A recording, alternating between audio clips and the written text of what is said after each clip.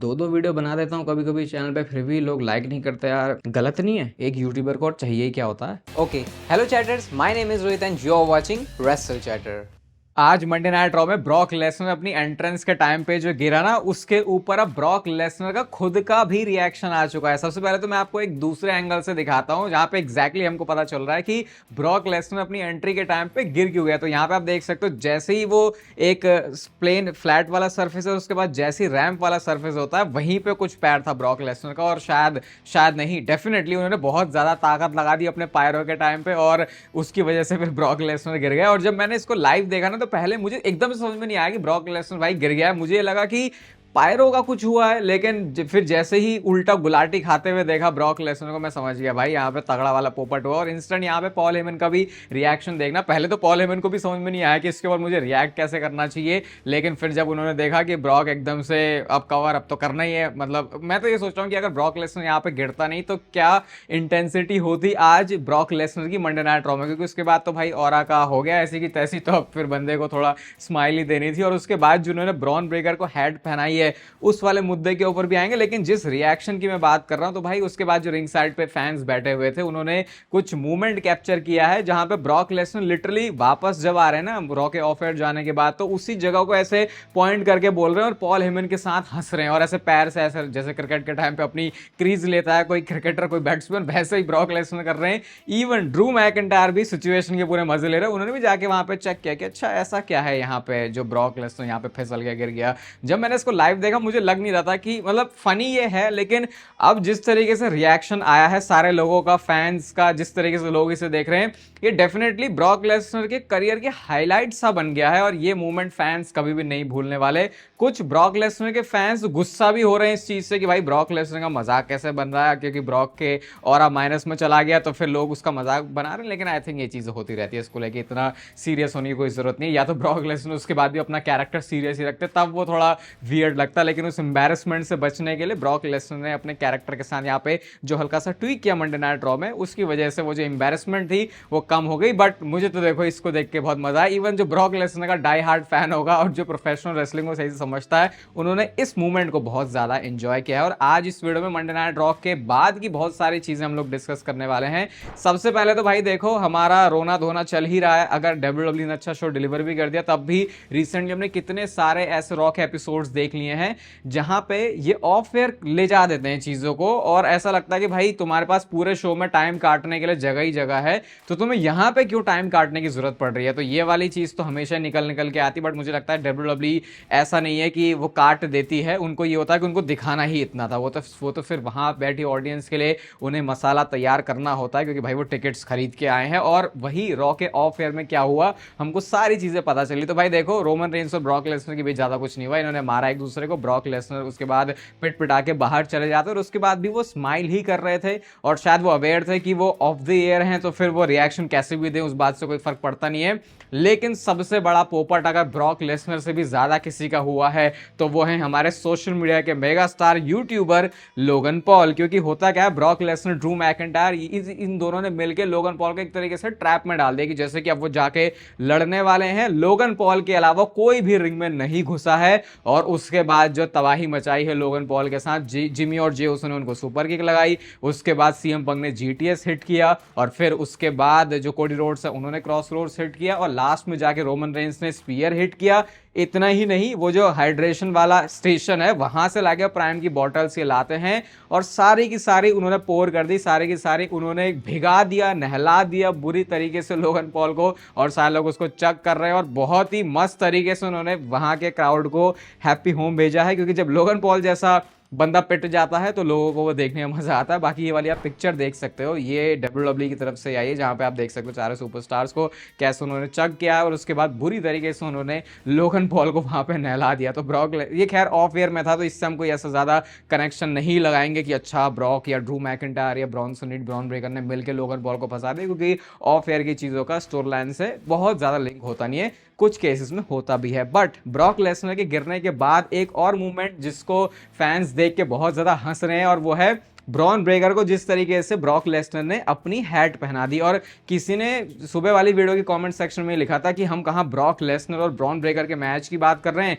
यहां पे तो ब्रॉक लेसनर ब्रॉन ब्रेकर को बस एक हैंगर की तरह समझ के चला गया और उसके ऊपर उन्होंने हैट भी चिपका दी। और बात भी सही है, लेकिन आई थिंक डब्ल्यूडब्ल्यूई इस चीज को आगे स्टोरी में यूज कर सकती है। सबसे पहले तो देखो ऐसा होना नहीं था, ऑब्वियसली ब्रॉन ब्रेकर को ऐसे वो टोपी नहीं पहनाते ब्रॉक लेसनर कभी भी। आई थिंक उनको कवर अप करना था, तो कुछ तो उनको ऐसा करना था वहां पे। तो आई थिंक ब्रॉक लेसनर को बेस्ट चीज लगी कि चलो अब माहौल में चल के वैसा चल ही रहा है माहौल, तो चलो ये ब्रॉन ब्रेकर के ऊपर वो टोपी पहना देते हैं। ऑब्वियसली ये स्टोरी में कहीं से था भी नहीं, लेकिन अगर आगे जाके Brock Lesnar versus Bron Breakker का मैच होता है, जो कि डब्ल्यूडब्ल्यूई को करना ही चाहिए और डब्ल्यूडब्ल्यूई करेगी भी, जिस तरीके से पॉल हेमन की इन्वॉल्वमेंट हम लोग देखते हैं, जितना वो हाई हैं ब्रॉन ब्रेकर के ऊपर और जैसे इतने सालों से उनके रिलेशन है ब्रॉक लेसनर के साथ, तो इस चीज को आगे जाके डेफिनेटली ये स्टोरी में यूज करेंगे। और ये प्लान तो नहीं था देखो, लेकिन अब देखो यहां से वही होता है ना, कभी कभी ऐसी चीजें आपके सामने आ जाती है जो प्लान्स में नहीं होती, लेकिन फिर उन चीजों के कितने बड़े आगे जाके मतलब निकल जाते हैं। तो ये होगा कि भाई देख, ब्रॉन ब्रेकर बोलेगा भाई ब्रॉक लेसनर तूने मुझे इतना हल्का सस्ता समझा था कि तू मेरे ऊपर टोपी डाल के चला गया था। तो ये सारी चीजों को फिर वो स्टोरी में यूज कर सकते हैं। और ब्रॉन ब्रेकर अकेले बंदे नहीं है जिनको इस तरीके से टोपी पहनाई थी। इसके बाद एक ट्वीट भी आता है ट्विटर पे जहां पे आप देख सकते हो, ये ऑस्टिन थियरी को 2022 में ऐसे ही टोपी पहनाई थी ब्रॉक लेसनर ने, और अब उन्होंने ये काम 2025 में ब्रॉन ब्रेकर के साथ कर दिया। और एक मुझे सुबह वाली वीडियो में कमेंट आया और इसको मैं एड्रेस करना चाहूंगा, जहां पे लिख रहे हैं भाई इतना लेट वीडियो डालते हो, तुम्हें 9:30 बजे तक वीडियो डाल देनी चाहिए। भाई रॉ की टाइमिंग चेंज हुई है, 6:30 बजे से रॉ शुरू होती है, 9 से 9:30 के बीच खत्म होती है। एडिटिंग उसके बाद शूटिंग भाई 20 मिनट का तो मुझे शूट करने का ही टाइम लगता है, और 20 मिनट की ही वीडियो थी सुबह वाली। और ये तब हो रहा है जब मैं बिना किसी कट के वीडियो में बात करता हूँ, क्योंकि इतने सालों से वो फ्लो में बात करने की आदत हो गई है। तो शायद आपको पता नहीं कि शूटिंग, एडिटिंग, उसके बाद पोस्टिंग, मेटा डेटा जो वीडियो का होता है, थंबनेल बनाना, वो सब भाई 2-2.5 घंटे में जब मैं कर रहा होता हूँ ना, तो बिल्कुल ऐसे कि अब मेरे को दूसरा कोई सामने से बारात भी चली जाएगी तो भी मुझे पता नहीं चलेगा कि इतनी जोर से बैंड बजा है। तो भाई टाइमिंग जब चेंज हो जाती है तो थोड़ा सा वीडियो इस वजह से लेट आ जाती है। मैं कोई ऐसा मस्त ऐसे उबासियाँ लेते हुए नहीं उठ रहा होता है कि अच्छा रॉ खत्म हो गई तो आके देखते हैं। लाइव ही मैं शोज़ को देख रहा होता हूँ और इंस्टाग्राम पे कभी कभी मैं लाइव रिएक्शन भी डाल देता हूँ उसके। तो आई होप आप इस चीज़ को समझोगे। और मैं वैसे तो बहुत ज़्यादा ऐसे कमेंट को मेंशन या फीचर कर नहीं रहा, बट ये मुझे लगा ज़रूरी, तो इसलिए मैंने आपके सामने कर दिया। और ब्रॉक लेसनर के स्लिप के बाद भाई जो एडिट्स मैंने देखे हैं ट्विटर पे, इंस्टाग्राम पे, ये वाला एडिट तो डेफिनेटली मैं इंस्टाग्राम की स्टोरी पे लगा दूंगा। ऐसा डेडली म्यूजिक चल रहा है पहले ब्रॉक लेसनर की एंट्रेंस पे, लेकिन जैसे ही ब्रॉक लेसनर गिरा उसके बाद क्या म्यूजिक लग गया, और उसके बाद कैसी जो पूरी वाइब है वो पूरी चेंज हो गई। इसको मैं इंस्टाग्राम की स्टोरी में लगा दूंगा। और इसके बाद अलग अलग मीम भी बनने शुरू हो चुके हैं ब्रॉक लेसनर के, जैसे आज जॉन सीना आ गया। आप बोलोगे जॉन नहीं, वो मिनी जॉन सीना की बात नहीं कर रहा मैं, ये जॉन सीना ने बदला लिया है ब्रॉक लेसनर से, क्योंकि उन्होंने उनको सुप्लेक्स हिट किया था उस रैंप पे, ऐसा कहना है फैंस का, क्योंकि we can not see John Cena, तो जॉन सीना ने यहाँ पे आके ब्रॉक लेसनर का काम कर दिया। ऐसे ऐसे जो मीम्स हैं वो बन रहे हैं। मैं आगे पॉल हेमन का किसी इंटरव्यू पॉडकास्ट में बात सुनना चाहता हूँ कि वो कैसे इस पूरे चीज को एड्रेस करते हैं, क्योंकि वो सबसे क्लोज हैं ब्रॉक लेसनर के। और डेफिनेटली बैक स्टेज जाके ब्रॉक लेसनर, पॉल हेमन ने इस स्लिप के बारे में बात करी होगी। इसने स्लिप इनकारनेट करके भी नाम दिया ब्रॉक लेसनर को। तो अलग अलग तरीके के जो फैंस ने मीम्स है वो पोस्ट किए हैं ब्रॉक लेसनर के।